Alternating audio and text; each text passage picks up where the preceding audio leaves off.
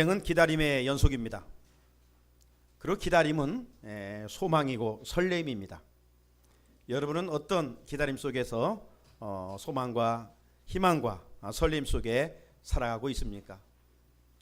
인생의 기다림이 연속인 것처럼 우리 신앙생활도 역시 기다림의 연속입니다. 월상예배 때 말씀드린 것처럼 우리는 지금 기다림의 대림절을 살아가고 있습니다. 우리 그리스도인은 근본적으로 두 종류의 기다림 속에 살아가는데, 하나는 지금부터 2018년 전에 유대 땅 베들레헴 마흑관에 탄생하신 성탄의 예수 그리스도를 기다리는 기다림의 시즌입니다. 어떻게 기다려야 될까요? 마음의 구유를 준비하면서 아기 예수의 오심을 기다려야 되겠지요. 그런 자들에게 이로부터 주시는 하늘의 평화와 기쁨의 좋은 소식이 10년과 여러분의 가정에 들려질 것입니다. 2018년 초림에 인류의 구원자로 오신 예수님을 기다림과 동시에 우리는 역시 역사의 종말에 다시 오실 예수 그리스도를 기다리며 살아가고 있습니다. 자, 기다림 속에서 이제 중요한 것은 우리가 세상 말로 멍 때리고 기다리는 것이 아니라 무엇을 하면서 기다려야 될 것인가? 예수님을 기다리되 무엇을 하면서 기다려야 될 것인가? 해야 할 일이 많이 있겠지요. 하지만 한마디로 요약을 한다면 섬기면서 기다리는 것이죠. 그래서 우리가 11월 한 달 동안은 왜 여호와를 경유하는가? 이 부름에 대한 답을 말씀에서 찾아 여행을 했다면 12월 한 달 동안에는 또 한 해를 원력으로 마무리하며 교회력으로 새롭게 출발하는 이 첫 달에 우리가 왜 섬겨야 하는가? 이런 주제를 가지고 주일마다 말씀을 나누고자 합니다. 주변에 보면 잘못된 생각과 그릇된 행동으로 인하여 자기의 인격을 무너뜨리는 이들이 없잖아 있습니다. 왜 그렇습니까? 남이 보면 한순간 잘 나가는데 한순간 와르르 금이 간 벽처럼 무너지는데 왜 그래요? 대부분의 원인은 욕심 때문에 그렇습니다. 얼마 전 우리 사회에 큰 파장을 일으켰던 비리 유치원 사건도 그렇습니다. 비리 유치원 명단이 발표되자 학부모들은 분노를 하였어요. 어느 국회의원이 조사에서 발표한 내용을 보게 되면 사립 유치원의 비리가 수천여 건 포착되었다라고 발표를 하였습니다. 다는 아니지만 일부 사립 유치원들이 공적 재산을 이용해서 개인의 사치품을 구입하고 자녀의 학자금을 지불한 것으로 나타났습니다. 이에 소식을 접한 학부모들과 누리꾼들이 아이들을 믿고 맡긴 돈으로 개인의 욕심을 채우기 위해 쓰였다니 믿기지 않는다, 이러면서 비판의 목소리를 높이지 않았습니까? 공동체 안에서 옳지 않은 일을 하게 되면 이처럼 주변 사람들로부터 막 집중 포화를 당할 수밖에 없어요. 그러므로 양심을 저버리는 일을 해서는 아니 됩니다. 대신 좋은 일과 옳은 일에 선한 열심을 가져야 돼요.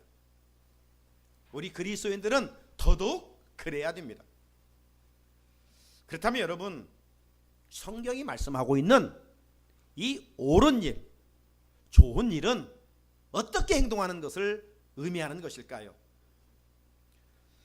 좋은 일, 옳은 일은 내 자신을 위한 일이 아니라 내 개인의 유익을 앞세우는 것이 아니라 다른 사람을 위한 일입니다.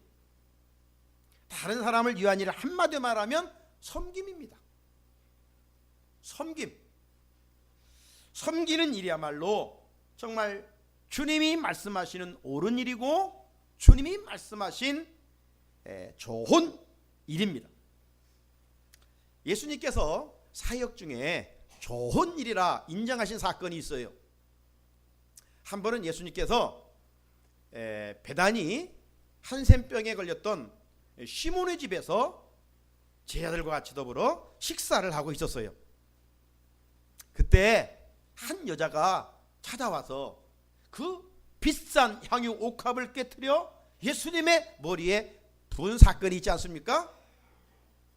그 사건을 보고 옆에 있던 한 제자가 이렇게 불평을 하면서 그 여자를 책망을 했어요. 어찌하여 이 비싼 향유를 허비하느냐? 그 향유를 팔면 무려 300데나리온이나 될 것인데 한 데나리온은 당시 하루 품삯입니다. 그러니까 그 여인이 옥합을 깨뜨려 부어버린 것은 1년 노동자가 얻어서 소유하는 예산이에요. 상당히 큰 거 아닙니까? 1년 동안 벌여야 되는데 그걸 쏟아버렸어요. 그러니까 그 눈으로 볼 때 왜 허비하느냐? 그것을 팔아서 가난한 사람들에게 주면 얼마나 좋겠느냐. 말은 맞아요. 그러나 그 제자의 마음속에는 그 향유를 팔아 돈을 도둑질하고 싶은 그런 마음이 싹트고 있었던 겁니다. 진정으로 이웃 가난한 사람들을 생각했던 마음이 아니었어요. 예수님은 그 사실을 아셨어요. 그래서 예수님은 그 여자를 책망하는 제자를 향해서 마가복음 14장 6절에 보면 이렇게 말씀하십니다. 가만두라. 너희가 어찌하여 그를 괴롭게 하느냐? 그가 내게 좋은 일을 하였느니라. 그 여인이 행한 일은 허비하는 일이 아니라 주님이 보시기에 좋은 일이라는 것입니다. 한번 생각해 봅시다. 비싼 것을 예수님이 받았기 때문에 그 일을 좋은 일이라고 하셨을까요? 아니에요. 그 여인이 자기가 쓸 것을 그토록 평생 아껴둔 것을 이후에 신랑을 만나면 줄 것을 자기가 사용하지 아니하고 상대방에게 섬김을 통해서 드렸다는 것입니다. 그 모습을 주님은 지금 칭찬하고 있는 일이고 좋은 일이라고 말씀을 하고 있는 거예요. 자, 또 하나 오늘 본문에 보게 되면 예수님께서 친히 당신의 하신 일을 옳은 일이라고 말씀하고 있어요. 자, 예수님이 오늘 본문을 보게 되면 하신 일이 무엇이죠? 선생과 주가 되셔서 제자들의 발을 일일이 씻겨 주셨다는 것입니다. 이처럼 예수님은 우리들이 타인을 섬기는 일과 우리들이 예수님을 위해서 헌신하는 일을 가장 옳은 일, 가장 좋은 일이라고 말씀을 하시는 거예요. 사랑하는 성도 여러분, 두 가지 측면에서 옳은 일과 좋은 일이 있습니다. 다시 한번 말씀드리면 다른 사람을 위해 헌신하고 섬기는 일, 내가 누군가를 위하여 수고하는 일, 이건 주님이 정말 옳은 일이다 칭찬하는 일이라는 겁니다. 그리고 나아가서 우리가 주님을 위해서 주께서 피로 값주고 사신 교회 공동체를 위해서 헌신하고 수고하고 봉사하는 이런 일들은 주님 보시기에 정말로 옳은 일이다. 이 좋은 일과 옳은 일을 행하는 자들에게는 주님이 반드시 그들에게 상급을 주신다, 칭찬을 주신다 말씀을 하셨어요. 예수님은 옥합을 깨트린 여자에게 이렇게 마가복음 14장 9절에서 말씀하십니다. 온 천하에 어디서든지 복음이 전파되는 곳에는 이 여자가 행한 일도 말하여 그를 기억하리라. 지금부터 2000년 전 유대 땅에서 있었던 한 여인의 일이었지만 그 좋은 일이, 그 선한 일이 성경에 기록되어 오늘 우리가 기억하고 있잖아요. 그 여인을. 사랑하는 성도 여러분, 세상 사람들은 믿는 우리에게 무엇을 요구하고 있습니까? 어떤 종교적인 행위를 더 열심히 할 것을 원하고 있습니까? 아닙니다.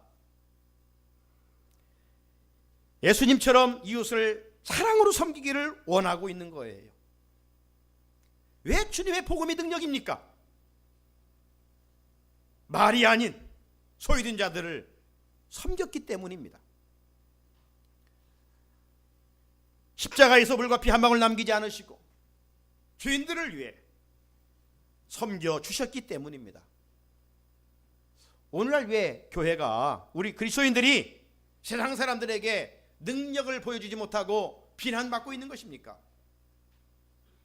예수님처럼 섬기지 아니하고 세상 사람들처럼 똑같이 작은 것 앞에 탐심과 욕심에 사로잡혀 살아가고 있기 때문입니다.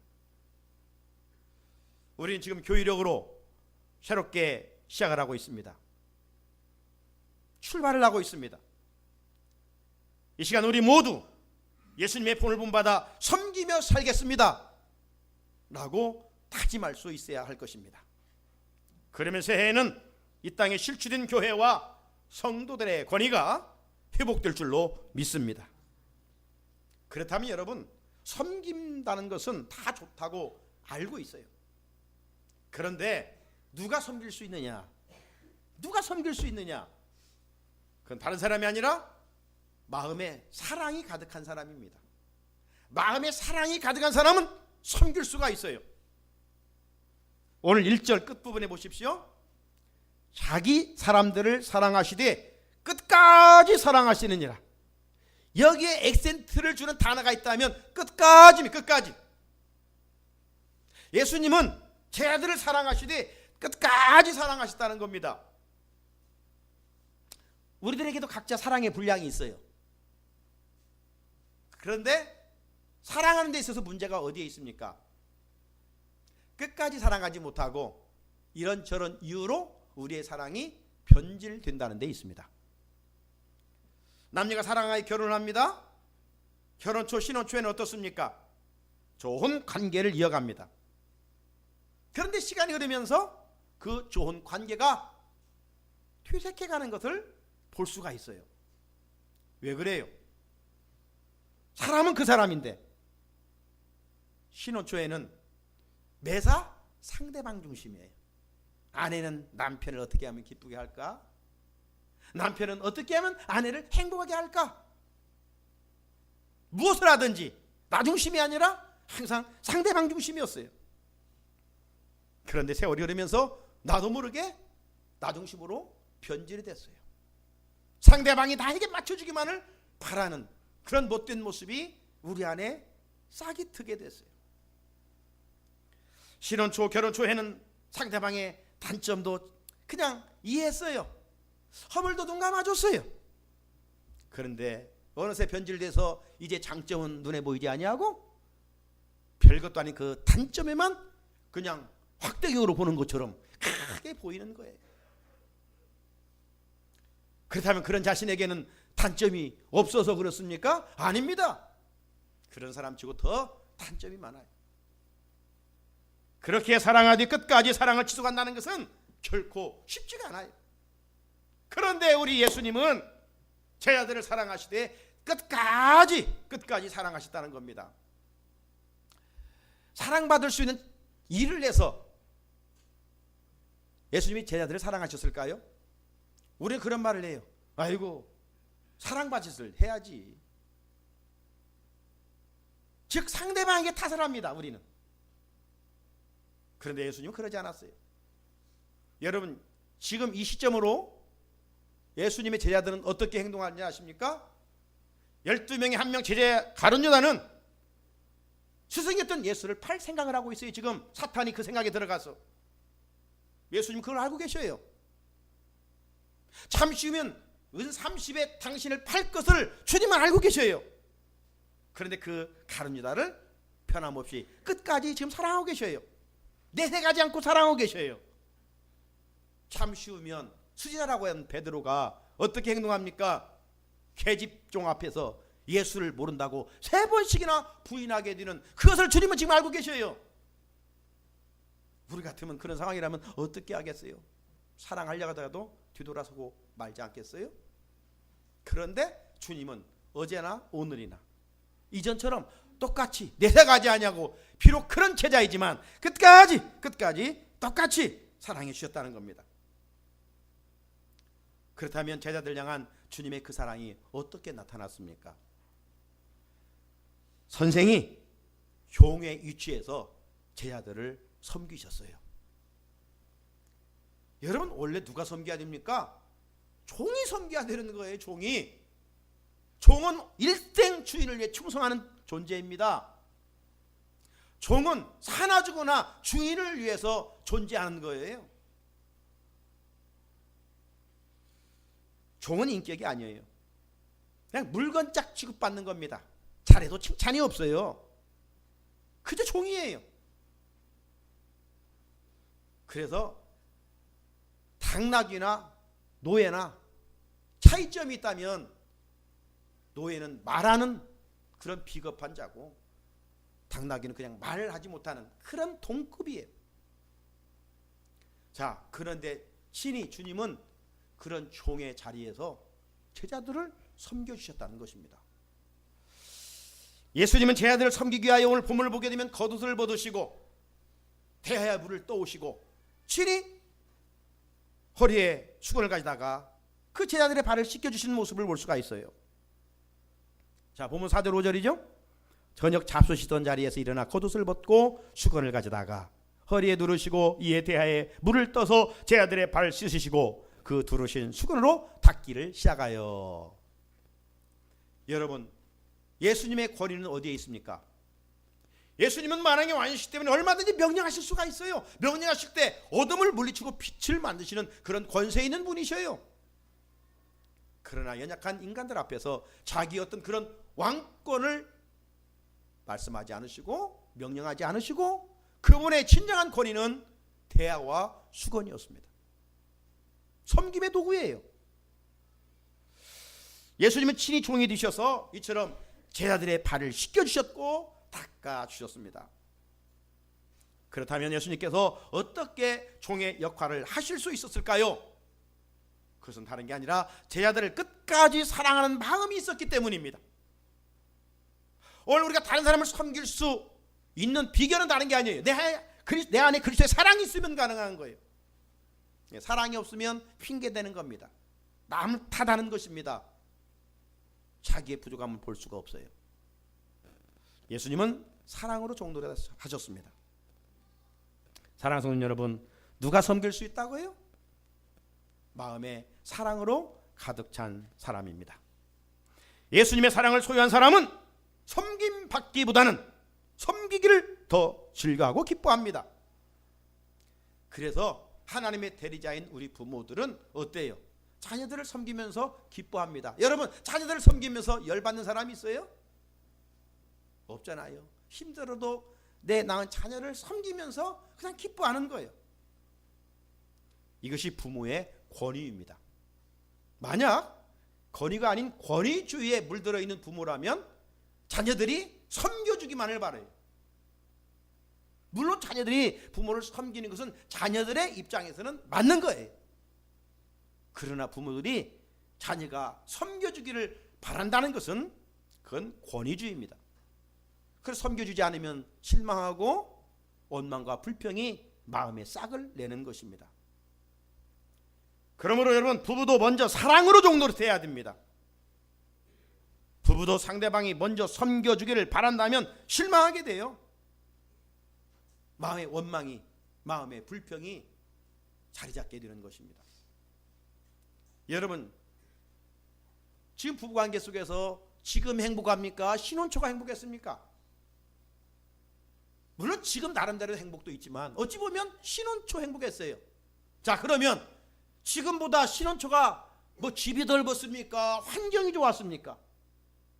아니잖아요. 그런데 행복했어요. 왜? 남편은 아내 중심으로, 아내는 남편 중심으로 서로 상대방 중심으로 움직였기 때문에, 그 움직였다는 말은 서로 먼저 섬겼기 때문에, 그러니까 환경은 좋지 않을지라도 행복했어요. 얼굴에 웃음이 있었어요. 기쁨이 있었어요. 그렇습니다. 먼저 섬기면서 살아가는 자는 마음에 기쁨이 있어요. 감사가 있어요. 행복을 노래할 수가 있어요. 여러분, 아무리 100세 시대지만 우리가 살아갈 날은 그리 많지 않아요. 그렇다면 우리는 먼저 섬기는 사랑의 마음을 회복해야 될 줄로 믿습니다. 여러분, 섬김은 명사가 아니라 동사입니다. 섬김은 지식이 아니라 행동입니다. 섬김은 이론이 아니라 실천인 것입니다. 예수님은 마음의 사랑을 행동으로 옮기셨어요. 제 아들이 사랑받을 만한 행동을 해서가 아닙니다. 그런데도 사랑으로 저들을 냄새나는 더러운 발을 씻겨주셨어요. 예수는 제 아들의 세족을 위하여 친히 옷을 벗으시고 대야에 물을 떠오시고 수건을 허리에 차시고 그 제자들의 발을 씻기신 후에 다시 닦아주셨습니다. 마음의 사랑을 구체적으로 행동으로 보여준 거예요. 보이지 않는 마음의 생각을 보이는 사랑으로 예수님은 실천하셨어요. 진정한 사랑은 뭡니까? 마음에 품어두는 것이 아니에요. 행함으로 보여주는 거예요. 그래서 예수님의 권위는 말씀이 아니라 섬김의 도구, 앞에서 언급한 것처럼 수건과 대야였습니다. 그리고 자신을 부인할 베드로의 발로부터 자신을 팔아버릴 가룟유다의 발까지 일일이 씻겨주시면서 닦아주셨습니다.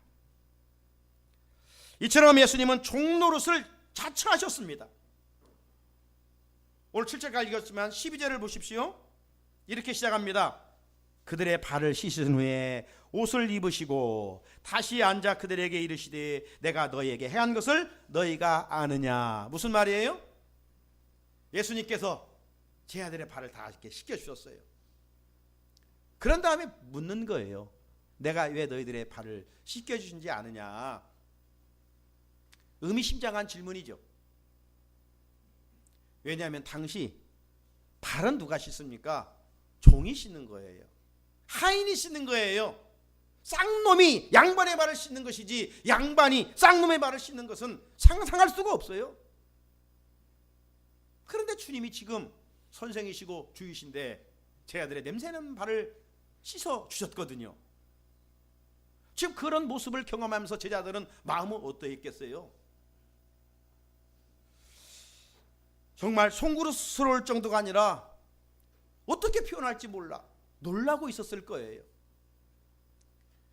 제 아들이 어리둥절하고 있었을 때 예수님은 다시 이렇게 말씀을 이어가십니다. 13절 너희가 나를 선생이라 또는 주라 하니 너희 말이 옳도다.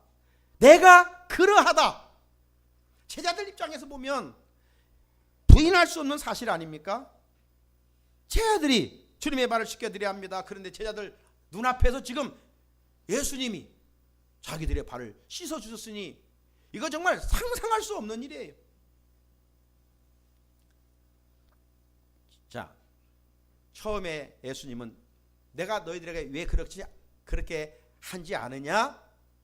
좀 약간 희미하게 무슨 말씀이지? 라고 한번 의문을 들 정도로 질문을 했다면 이제 14절을 보면 예수님이 왜 그렇게 했는지 속마음을 완전히 내비치셔요. 제자들 앞에서. 자, 14절 같이 한번 읽어볼까요? 시작. 내가 주와 또는 선생이 되어 너희 발을 씻었으니 너희도 서로 발을 씻어주는 것이 옳으니라. 아멘. 제 아들이 앞으로 옳은 일 하고 살아가라. 옳은 일 하고 살아가려고 하는 주님의 교훈을 주기 위함이었습니다. 옳은 일이란 무엇입니까? 마치 주님처럼 하는 것이죠. 주님이 주어진 권세로 군림하지 않으시고 주님께서 하늘의 그 권세를 가지고 제 아들의 발을 친히 씻겨주셨다는 겁니다. 섬겨주셨다는 겁니다. 그렇습니다. 예수님의 일생은 섬김의 사역이셨습니다. 하늘 영광의 보좌를 버리시고 낮고 천한 이 땅에 오신 그 자체가 섬김이셨습니다. 그리고 공생의 사역을 우리가 사복음서를 조명해 보면 예수님은 계속 섬기셨습니다. 마가복음이 말하고 있는 것처럼 예수님은 소의 일생 그와 같이 사셨습니다. 그리고 오늘 본문에 보게 되면 십자가를 앞두고 예수님은 제자들의 냄새나는 발을 섬겼습니다. 그리고 십자가에 달리셔서 저와 여러분의 죄짐을 짊어지시고 물과 피를 다 쏟아주시면서 섬겨주셨습니다. 이런 면에서 섬김의 절정은 십자가입니다. 섬김의 본을 보이신 예수님이 이 시간 우리에게 명하십니다. 우리 각자에게 지금 말씀하십니다. 우리 귓전에 강하게 들려주십니다. 뭐라고? 내가 너희에게 행한 것 같이 너희도 행하게 하려 하여 본을 보였노라.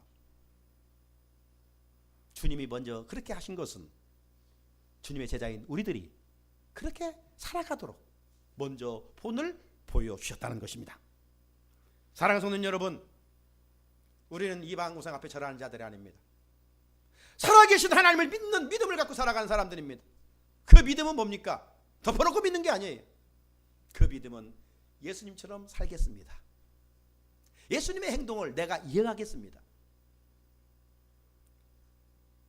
믿음은 예수님이 보여주신 본을 닮아 이어가는 것입니다. 예수님이 누구십니까? 그러면 그분은 창조주이십니다. 우리를 지으신 분이십니다. 우리는 그의 피조물입니다. 마땅히 피조물이 창조주 하나님을 섬겨야 됩니다. 그런데 그분은 섬김을 포기하시고 도리어 섬기셨습니다. 예수님은 소의 일생을 사신 거예요. 소는 어때요? 살아도 오로지 주인을 위해서 일합니다. 죽으면 뭐 가죽으로 뭐 뼈로 모든 것 다 또 주인을 위해서, 사람들을 위해서 희생합니다. 왜 우리가 섬김받는 대신 섬겨야 할까요? 섬김을 받지 말라는 말이 아닙니다.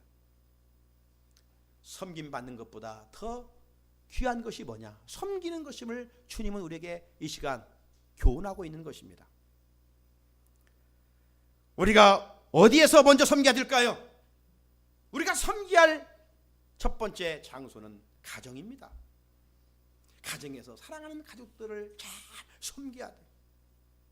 남편들이요, 아내가 섬겨주기를 바라십니까? 아내들이요, 남편이 섬겨주기를 원합니까? 부모들이요, 자녀들이 섬겨주기를 소원합니까? 그러기 전에 먼저 사랑으로 섬기라는 겁니다. 섬기되 내 힘으로 섬기려고 하면 짜증나고 열받고 힘듭니다.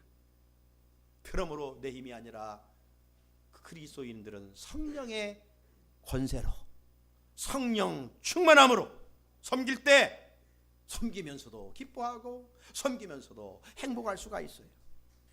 그리스도인의 존재 가치는 섬김입니다. 누가 진정으로 복 있는 사람일까요? 세상은 섬김 받는 사람이라고 정의합니다. 물론 틀린 말이 아닙니다. 맞습니다. 섬김 받는 것 얼마나 좋습니까? 충분히 그럴 수 있습니다. 그러나 주님은, 그리스도인들은 그것을 뛰어넘으라는 것입니다. 그리스도인들은 어떤 삶을 사느냐? 누가 나에게 해줬을 때 내가 좋으면 그것을 남에게 하는 것이고, 누군가 나에게 해서 내 마음이 상하다면 나도 그런 행동은 절대로 해서는 아니 되는 것이 성숙한 그리스도인의 자세입니다. 섬김받으면 좋잖아요. 그러므로 좋으니 내가 먼저 주님 본받아 섬기라는 것입니다. 자, 17절 같이 한번 읽어볼까요? 시작. 너희가 이것을 알고 행하면 복이 있으리라. 아멘.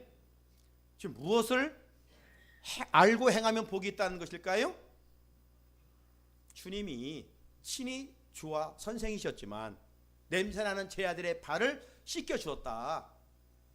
높은 자리에서 아랫사람을 섬겼다. 너희들이 이제 알았지? 아는 것으로 고치지 말고 너희들이 알고 행하면 복 있는 사람이다. 할렐루야. 복 있는 사람은 섬기는 자입니다. 섬기는 자가 으뜸되는 자예요. 섬기는 자가 큰 자예요. 섬기는 자가 어른이에요. 그러니까 어른이 자녀들을 섬기는 거죠. 이처럼 영적으로 성숙한 그리스도인들은 어디에 있든지 섬김을 받으려고 하는 것이 아니라 섬기려고 하는 것입니다. 교회력으로 새롭게 시작하는 이 시간 결단하며 행동합시다. 우리가 이로 하나님을, 지난달 11월 달에 여호와를 경외하는 마음, 그것이 우리에게 복이라고 했는데 하나님, 새롭게 교회력으로 출발합니다. 이로 하나님을 잘 섬길 수 있게 하옵소서. 그리고 가정에서 우리 가족들을 내 몸처럼 아끼며 사랑하며 섬길 수 있게 하옵소서. 큰 가정인 교회 공동체 속에서 그리스도의 피로 그리스도의 몸으로 한 몸 이룬 공동체 속에 서로 섬길 수 있는 마음을 우리에게 주옵소서. 그리고 이곳에서 훈련 잘 받고 삶의 자리에 나가서 불신자들을 이 모양 저 모양으로 하나님 잘 섬김으로 하나님의 나라를 확장시키는데 나와 우리 교회를 우리 성도들을 사용해 주십시오. 결단할 수 있어야 하겠습니다. 그러면 예수님은 우리의 그 옳은 행동, 좋은 행동을 주목하고 지켜보실 것입니다. 그리고 하늘문을 여셔서 복을 주실 것입니다. 이것을 알고 행하면 복이 있으리라. 섬기는 자에게 예비된 축복입니다. 사랑하는 성도 여러분, 왜 섬겨야 합니까? 주와 선생이신 예수님께서 제자들의 발을 씻겨주시는 본을 보여주셨기 때문입니다. 주님은 제자들을 섬겨주시기 위하여 수건과 대야에 물을 떠 오셨습니다. 진정한 섬김은 말이 아니라 행동입니다. 문제는 누가 예수님처럼 끝까지 섬길 수 있을까요? 예수님처럼 마음에 사랑을 가득 채운 사람입니다. 12월 한 달을 또 살아가야 할 우리들, 섬겨야 할 부분들을 생각해 보면서 말씀을 붙들고 구체적으로 섬겨가 봅시다. 하나님, 우리 하나님은 이런 자들의 앞길에 복의 복을 더하실 줄로 믿습니다. 주신 말씀 붙들고 하나님 교회력으로 새롭게